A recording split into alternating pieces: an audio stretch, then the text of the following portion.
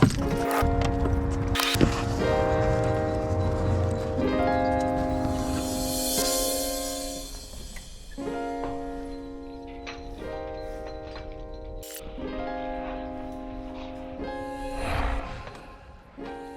right, here it is. Here is the office. Sweet. What are you doing? Hey, tiny boaters and pro staffers, what's going on? I've wanted to bring you this video since the day I started. I wanted to make a "this is how it came out" video. Well, now I get to make a video telling you how this came out. Essentially, I'm saved. We now have an office independent from everything. I used to work in a female-dominant corporate setting, and it was miserable. I was like barely hanging on in there. I didn't really know how I was going to make it, but you guys saved me, gave me a second chance, and now we have our own studio here where the possibilities really are endless for YouTubing and filmmaking, social media, for trips, for everything. We're going to do it all. We're finally at the point where we're going to do it. We're not rich, not driving around Lambos, and personally, I don't care about any of that BS. But the freedom to create and do things and collab with you guys is the most rewarding thing. I have this office, and you guys are my boss, and that's how it really should be. It means I'm going to get whatever I put into it, and if I put in nothing, I'll get nothing, but if I put in everything, the skies are the limit.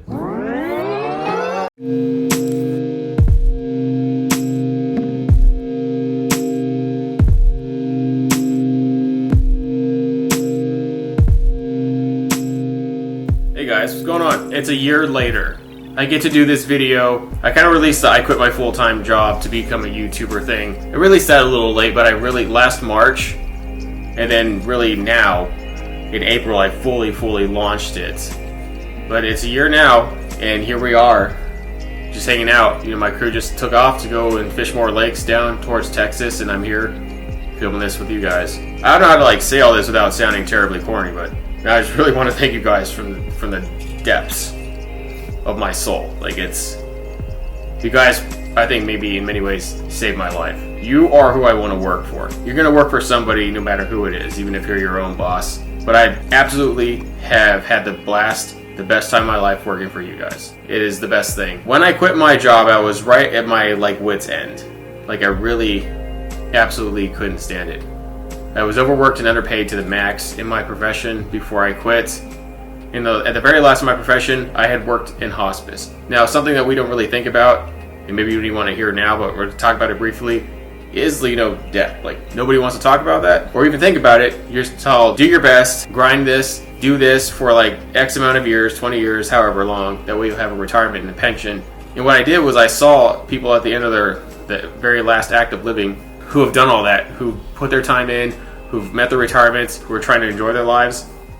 And all of a sudden they got sick. All of a sudden they were too ill to leave back to their hometown, and they were stuck in these trailer parks that people come on vacation down here in Arizona, these out in the middle of BFE trailer parks. Really nice resorts inside, but you're just out in the middle of nowhere.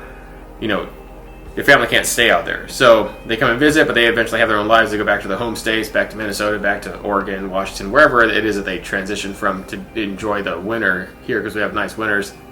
And they were just stuck there.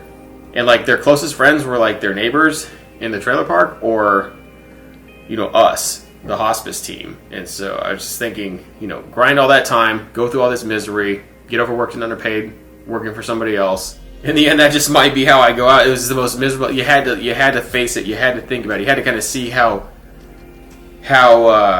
when people tell you go all out in life, because if you don't, it's not worth it. It's not worth it just to stay alive. And you all hear all that. You hear that from motivational speakers, and you're just like, whatever, you chump. But that really is true. I mean, having to actually watch somebody go in terminal decline all the way until death. At that point in time, I realized, maybe the Spartan theory, the Sparta, the die on your shield, the death of the battlefield, was the most glorious thing a man could achieve. And obviously, that's a little far from what we can do now. But the point is, go all out, and go all out in your shield. And at that time, I said, I'm doing this. I have an audience. I have you guys. It is profoundly better to work for you guys than it has ever been to work for any other boss. And I had some good bosses, but nothing like what it is for you guys. So guys, when I work for you, I actually get out whatever I put in. If I put in crap effort, it shows. But if I put in a good effort, or I put in my max effort, it also shows. It's the best scale you could ever get. It's the best thing. That is the most rewarding part of being a YouTuber, to doing this. Is it building the boats? Is it creating? Is it actually filling that part of the niche that I should have been maybe doing all along instead of kind of selling myself short? Yeah, but it's like a second. The biggest benefit is not all this, but it's working for you guys. So anything we do moving forward is always going to be geared towards you. We want to do a lot of cool things. We want to continue to grow this part of it. We eventually want to start building some boats and making it more affordable. We want to put out some better content. We want to grow our little internal tin can crew niche to have a more collaborative push. And we even want to start branching more into the fishing part, where we have a niche of people who kind of help with fishing the way we kind of help with boats, because we're intertwined with the fishing industry no matter what. So we're trying to expand on that a little bit. We're going to see where it goes. We have some very cool people. We've met some very cool people along the line. The bigger that this grows, you know, I just went down to this lake, and to have people out there say, "Hey, man, I watch your videos."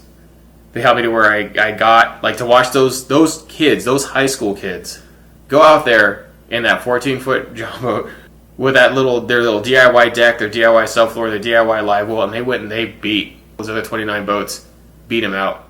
That made my whole trip, watching those kids stroke that tournament. That was worth it. I would have driven down here just to film that. Everybody else all this other stuff was just like icing on the cake. Collaborating with Anthony, finally, like him and I got to go fish on a boat together, and it wasn't under a bunch of stress like it was in Georgia where we were filming the Elko thing, and meeting Adam Ryan for the first time, him kind of jiving with our crew, seeing how that worked out, and ultimately, you know, including him in our tin can crew niche as a creator and a boat builder, and fisherman. I'm gonna ride this out for as long as I possibly can.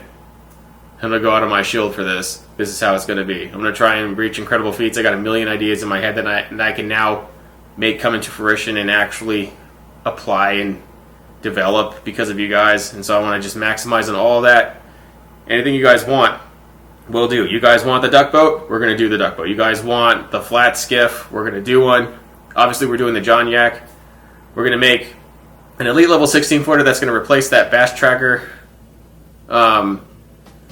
Because now we have a working budget. That's the bigger thing, was being able to support my family but still have a working budget off of what we're making here. And you know, it's working. It's working really well. I really do appreciate everything you guys are doing. Truly. Thank you so much for being here and helping me to get to this point. I love this video. I love to make this video. I don't care about the subs. I don't care about any of the other stuff.